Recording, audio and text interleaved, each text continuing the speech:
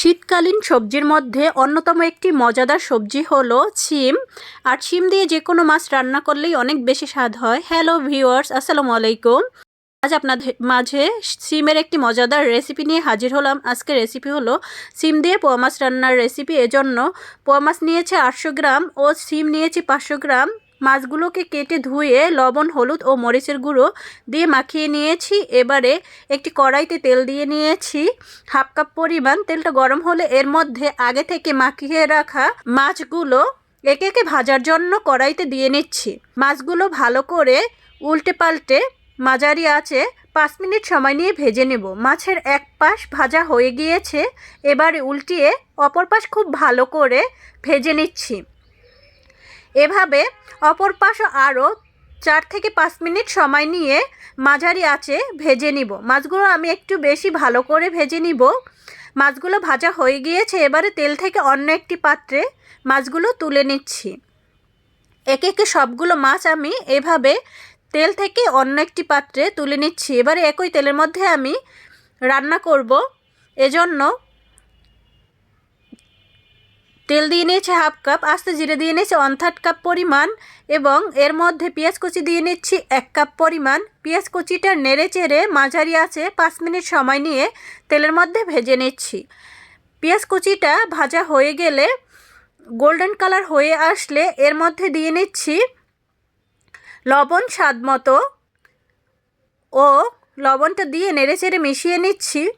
এবারে পেঁয়াজ বাটা দিয়ে নিচ্ছি 2 টেবিল চামচ পরিমাণ, আদা বাটা দিয়ে নিচ্ছি 1 টেবিল চামচ পরিমাণ, রসুন বাটা দিয়ে নিচ্ছি 1 টেবিল চামচ পরিমাণ। এখন নেড়ে চেড়ে খুব ভালো করে 4 থেকে 5 মিনিট সময় নিয়ে মাঝারি আঁচে ভেজে নিচ্ছি। আদা, রসুন ও পেঁয়াজ বাটাটাকে আদার কাঁচা গন্ধটা যাওয়ার আগ পর্যন্ত আমি ভেজে নিচ্ছি। এবার এর মধ্যে দিয়ে নিচ্ছি হলুদ গুঁড়ো 1 চা চামচ পরিমাণ, মরিচ গুঁড়ো 1 চা চামচ পরিমাণ ও ধনিয়া গুঁড়ো 1 চা চামচ পরিমাণ, জিরা গুঁড়ো দিয়ে নিচ্ছি 1 চা চামচ পরিমাণ। এবারে মশলাগুলোকে নেড়ে চেড়ে কম আঁচে 2-3 মিনিট সময় নিয়ে তেলের মধ্যে ভালো করে ভেজে নিচ্ছি। মশলাগুলো ভালো করে ভাজা হয়ে গিয়েছে। এখন এর মধ্যে কাঁচামরিচ ফেলে দিয়ে নিচ্ছি 6 পিস। এখন এর মধ্যে দিয়ে নিচ্ছি শিম 500 গ্রাম। শিমটা আমি ভালো করে কেটে ধুয়ে নিয়েছি। শিমগুলো আমি আস্তই নিয়ে নিয়েছি।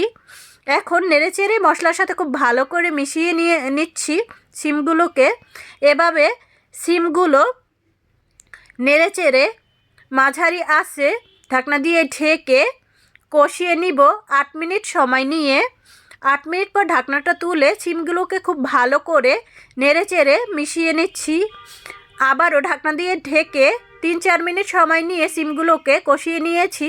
শিমগুলো খুব ভালো করে কষানো হয়ে গিয়েছে। এ পর্যায়ে শিমের মধ্যে পানি দিয়ে নিচ্ছি 2 কাপ পরিমাণ। পানিটা আমি গরম পানি দিয়ে নিয়েছি। আপনারাও রান্নার ক্ষেত্রে গরম পানি ব্যবহার করবেন। আমি রান্নার ক্ষেত্রে সবসময় গরম পানি ব্যবহার করি। এবারে পানিটা বলক চলে আসছে।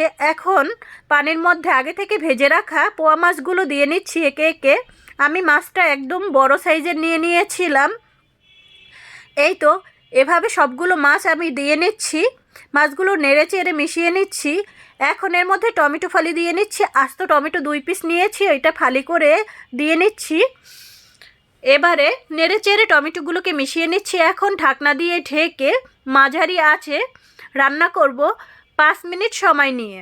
মাঝে থেকে একটু কম আছে। 5 মিনিট পর ঢাকনাটা তুলে নিচ্ছি। এই তো প্রায় হয়ে গিয়েছে রান্নাটা।